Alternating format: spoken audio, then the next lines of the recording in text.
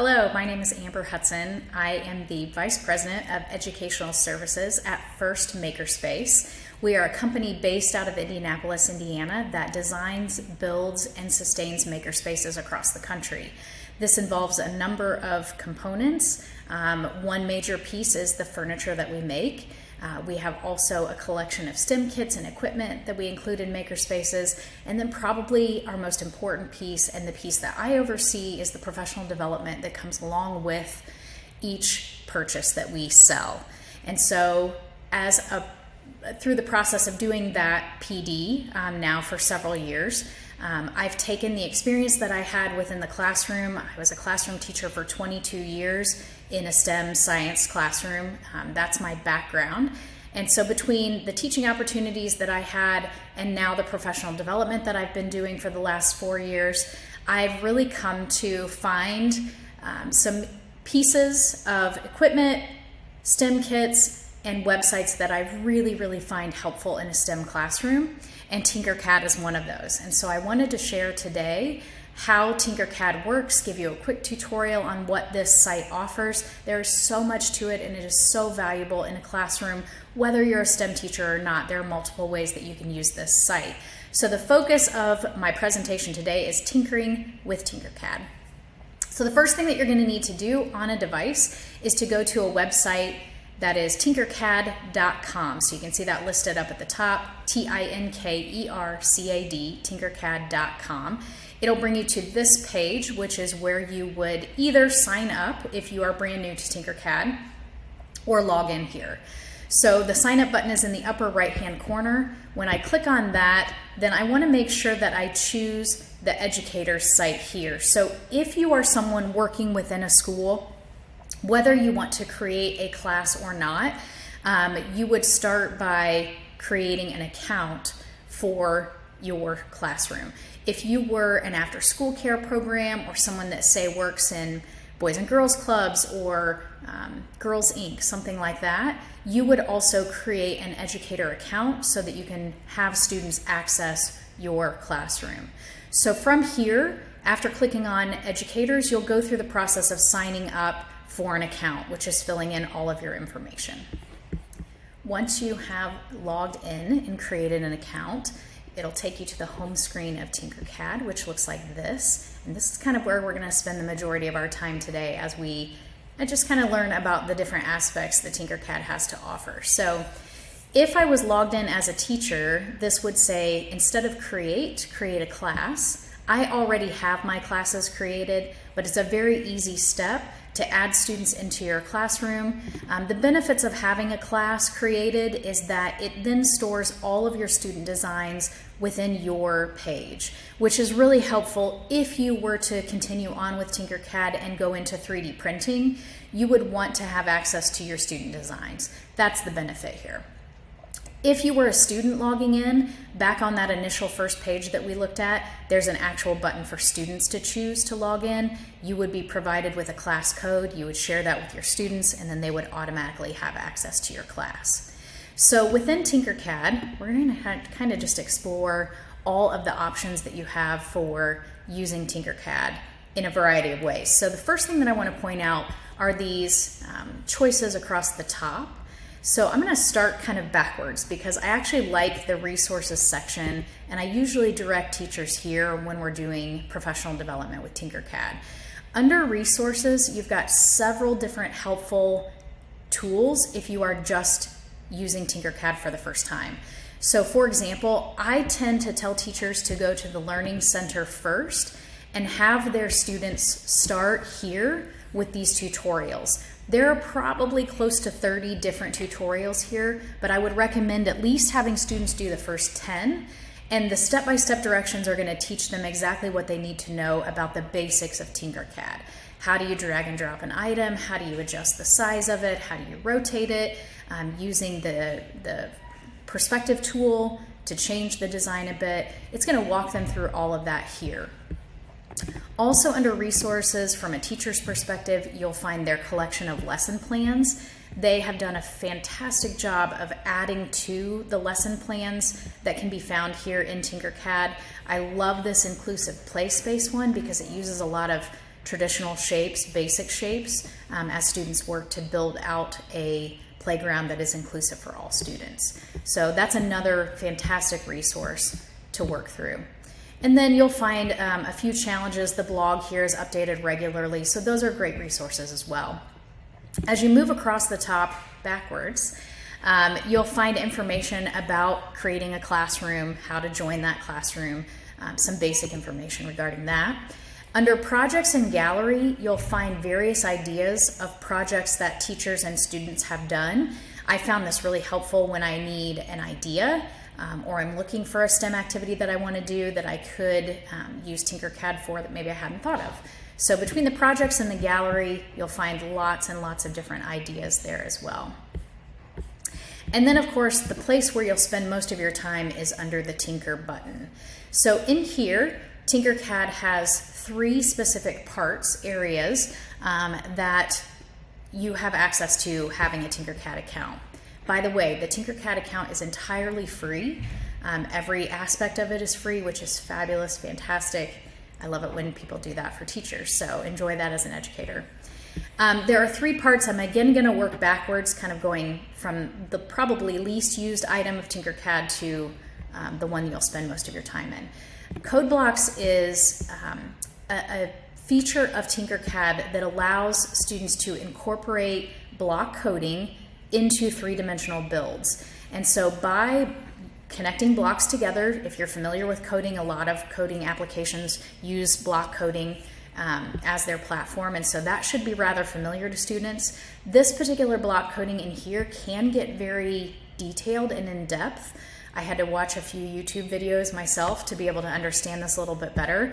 But by connecting the blocks, you're then building out structures, because a lot of the structures that you build using coding are repeated over and over again, very similar to how this DNA structure is building upon itself. That's where the coding platform works really well. So here's one using a astronomy theme.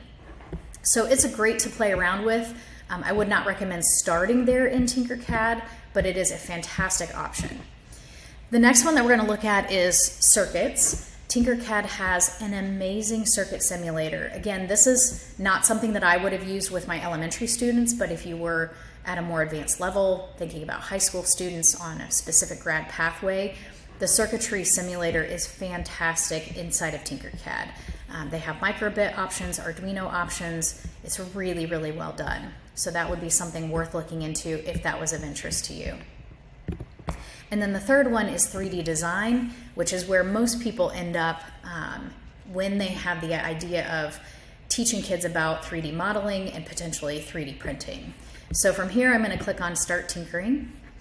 And here's again my home page of Tinkercad. I'm going to click on Designs, that's over here on the left-hand side, and Create 3D Design. That's where it gives me the option to choose if I want to do a circuit or go into code blocks. This is the platform of Tinkercad, and what you're seeing here is the work plane, which simulates the build plate inside of a 3D printer. So we're going to work and build 3-dimensionally off of the work plane. I'm going to walk you through a tutorial that we use quite often for Tinkercad training because it's a relatively easy build, and if it is something that you wanted to explore the option of 3D printing, it's a rather quick print. Within Tinkercad, at this point, you can begin building just about whatever you want to. The first thing I always recommend students do is to change the name of their project. So up here in the upper right-hand corner, Tinkercad is automatically going to name and save the project, which is fantastic, but it's going to be a very strange name. And if I had a class of, say, 25 students and all of their projects had weird names, that would be rather confusing over time. So I generally have students type their name and then whatever the project is. Just makes it a little bit easier for identifying later on when it's stored within my class. The next feature that I want to point out is currently we're looking at the basic shapes in Tinkercad.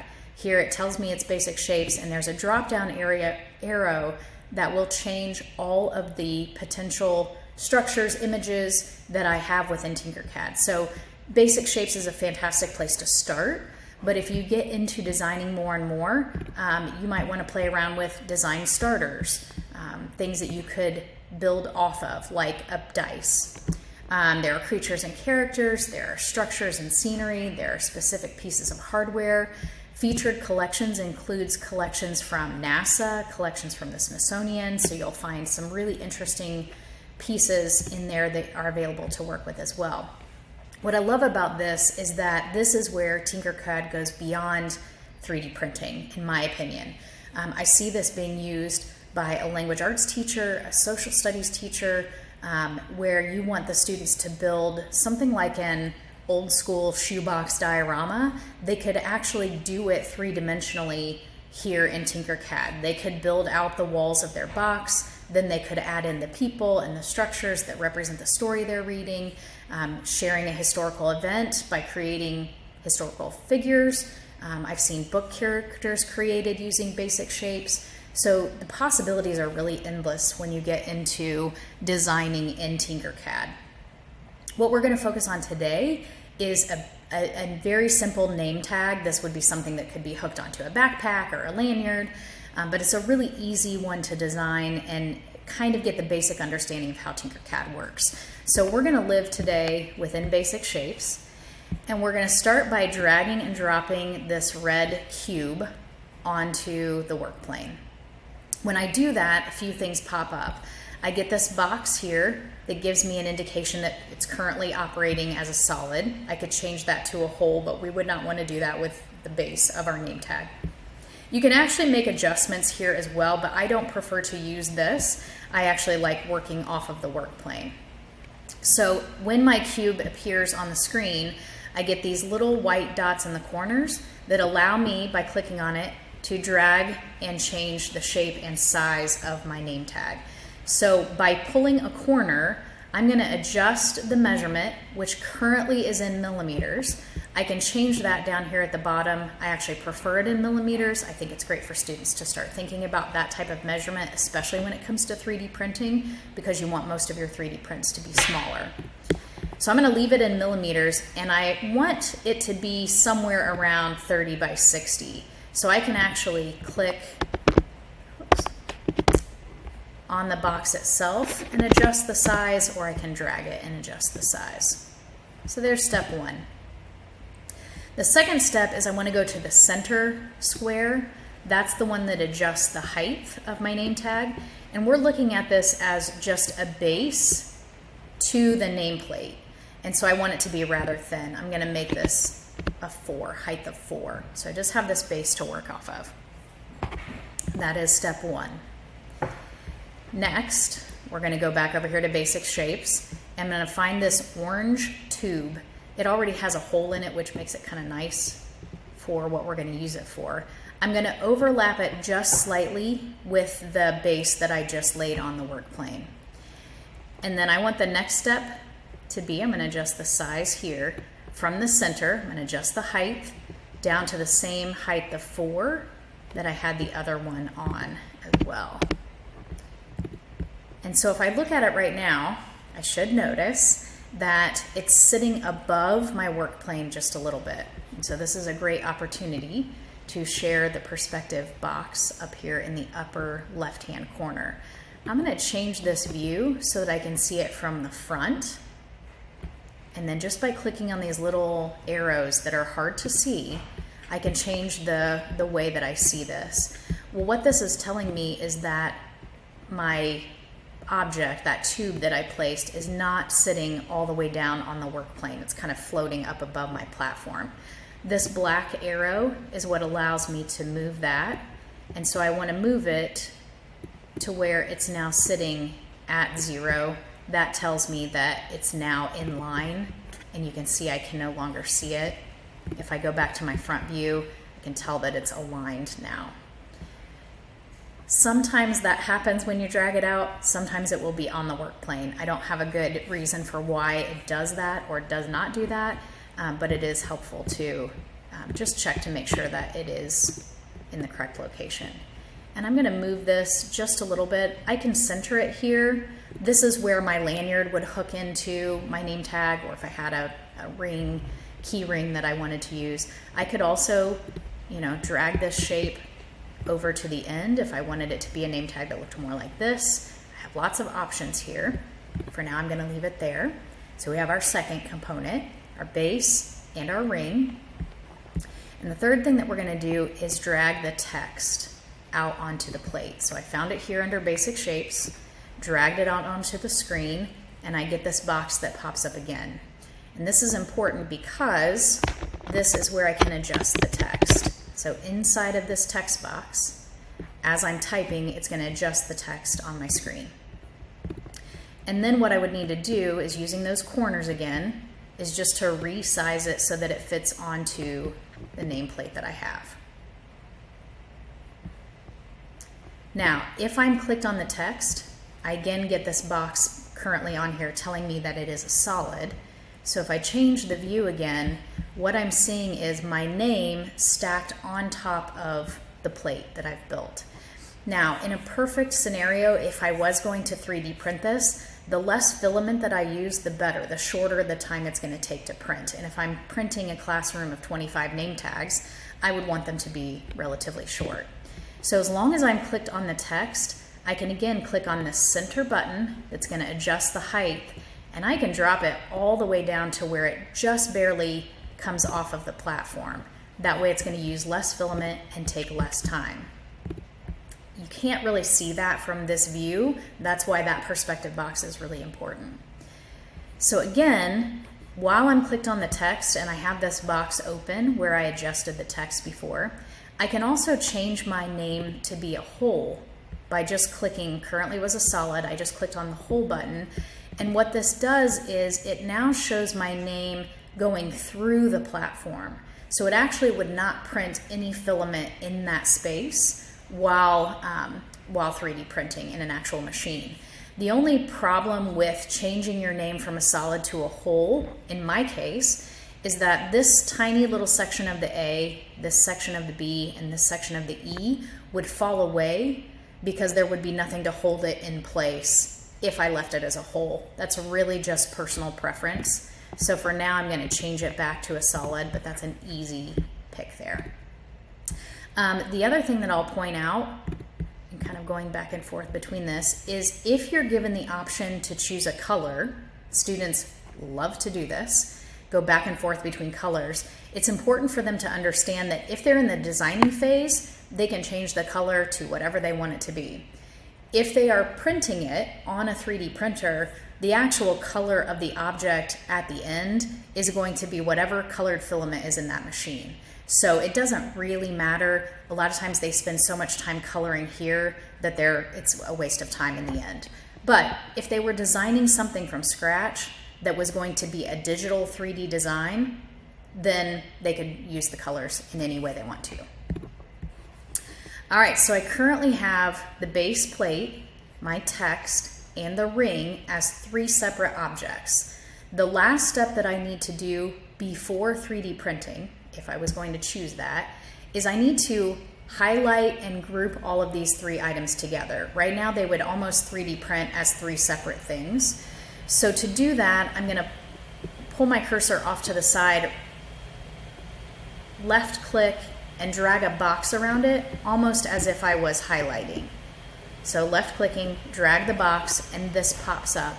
And up here at the top, it's the 3rd image over. I want to group those items together.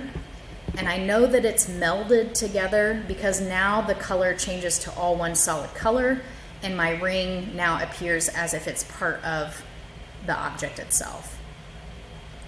At this point, I am done designing a name tag. It's really simple, a great activity to play around and introduce Tinkercad to students.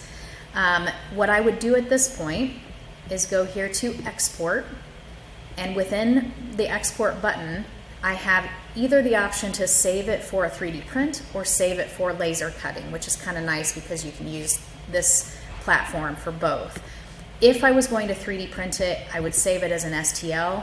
It would automatically save my document, and then I would have access to using a 3D printer and sharing that file to 3D print after slicing it. So But the idea of Tinkercad at least allows you to see all of the different types of things that you can do. And because students are just so well versed in technology these days, just allowing them to play within Tinkercad after they've watched the tutorials, they would have an easy time learning and figuring this out. The last part of Tinkercad that I will point out are these buttons up here across the top. So currently I am working within the 3D design portion for building out a 3D design. That's showing you this symbol here. The next one is the newly created simulation lab. I'm going to click on it because it's really not going to work well for this particular object. I'll kind of share a different viewpoint of that here in a second. But the simulator allows students to add motion to what they're creating. This is fantastic if you're having students design a Pop-A-Shot game or a marble run or a maze of some kind that you want a ball to move through. They can use the simulator to actually simulate that movement to see if it would work correctly. It's a fantastic addition. The next one over here is more of a Minecraft Lego type feel. So what it's showing you right now is my name tag that I just built in block form. So students can actually build more of those Minecraft type designs in the blocks feature. And then this last one is the Legos. So it actually truly looks like Legos. This is what my name tag would look like if it was built out of Lego blocks. So those features are fantastic additions to just give you another way to use Tinkercad. It's fantastic. So as we wrap this up, I hope that you have found this interesting. If you're new to Tinkercad, I never used Tinkercad when I was in the classroom. I was a little bit intimidated by 3D printing. And in this new role where I am training teachers how to use 3D printers, Tinkercad has just been a fantastic resource. And I'm disappointed in a sense that I didn't use it in my classroom when I was with students, but it is a just fantastic way to add a 3D component or 3D design element into your everyday teaching. Thank you for joining me today in Tinkering with Tinkercad. My email address is amber@firstmakerspace.com with a 1ST. I will share that link with you. If you ever have any questions, I'm a valuable resource that's happy to help you at any time, or you can visit our website at www.firstmakerspace.com. And again, that's with a 1ST. First Makerspace has free STEM curriculum. To access this curriculum, visit www.firstmakerspace.com. Click on Curriculum at the top of the page, create your login, and you will have access to all NGSS K-12 lesson plans.